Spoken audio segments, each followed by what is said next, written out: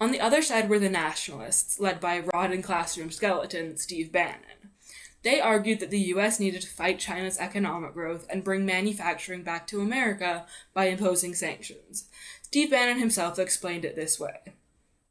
We had a mindset that to be a great power, it wasn't just your military, you had to be a great economic power. And a great power had to be built upon a great manufacturing base. To make America great again, you've got to bring manufacturing back to the country. At this point, we know who won, and because of the decisions made by the president and his advisors, we are in a trade war with China.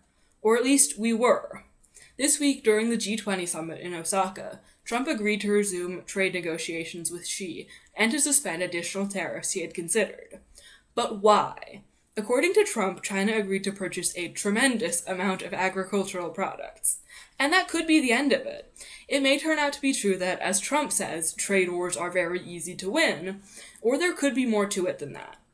It can be hard to tell what Trump is going to do under the best of circumstances, which means that, unfortunately, we're doomed to play another game of guess if Trump will ruin a negotiation this week, and I'm going to be drinking a lot of whiskey imported from Scotland.